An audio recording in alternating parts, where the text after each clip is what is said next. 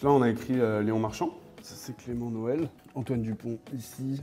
Moi, c'est Baptiste Chebassier. Je suis artiste et j'écris tous les noms des médaillés olympiques depuis 1896, les 30 249 noms. Tomoyuki.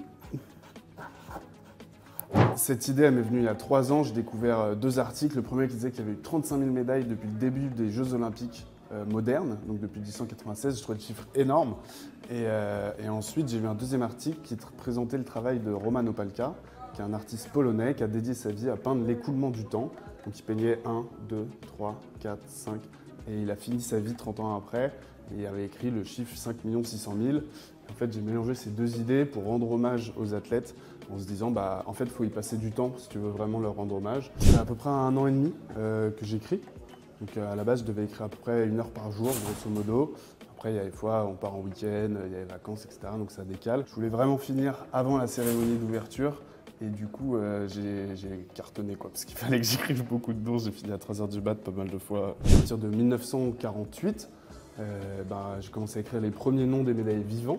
Et là, j'ai essayé d'en rencontrer quelques-uns pour partager ce moment avec eux. C'était important pour moi, ça mettait un peu du fuel dans ma machine. J'ai commencé en 1948 par M. Charles Coste, qui est le plus vieux médaillé olympique français qu'on a vu être l'avant-dernier relayeur de la flamme. D'ailleurs, j'ai appelé après pour le féliciter et je vous rassure, il ne s'est pas enrhumé, il va bien. J'ai rencontré Guy Dru, Perrine Pellen, Philippe et Eric Boisse, Jean-Yves Le Desroff. J'ai rencontré plein de médaillés qui à chaque fois me racontaient un peu qu'est-ce que c'était la performance pour eux, comment c'était leur sport, c'était quoi leur histoire, leur parcours. Voilà, ça a été des moments comme ça qui étaient hyper sympas. Maintenant, je rajoute en direct les noms des nouveaux médaillés olympiques de Paris 2024. On va écrire Carson Foster. Donc Carson Foster, c'est la médaille de bronze dans la course avec Léon Marchand, donc du 400 mètres individuel.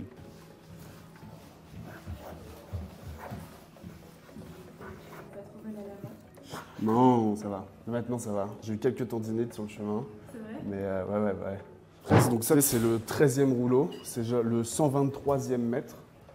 Donc avant ça, j'ai écrit 120 mètres à la main, comme ça. Et ça fait 1,30 m de haut. Donc c'était une superficie à peu près 160 mètres carrés, quelque chose comme ça. Je sais toujours pas où je vais exposer. Mais moi, j'ai 2 ambitions. Je veux d'abord y rajouter les médaillés paralympiques de Paris 2024.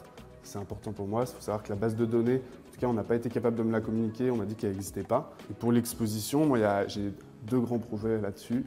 Le premier, c'est de réussir à faire un événement à la fin des Jeux paralympiques où on exposera les 120 mètres de l'œuvre originale, donc les 120 mètres de la fresque. Et le deuxième, c'est de réussir à pérenniser en fait un lieu où on pourra retrouver tous les noms des médaillés, donc une grande fresque murale. Ça, ce serait l'idéal et qui deviendrait un peu un grand témoin de l'histoire des Jeux Olympiques et un haut lieu à visiter à Paris pour tous les touristes et pour tous les Français.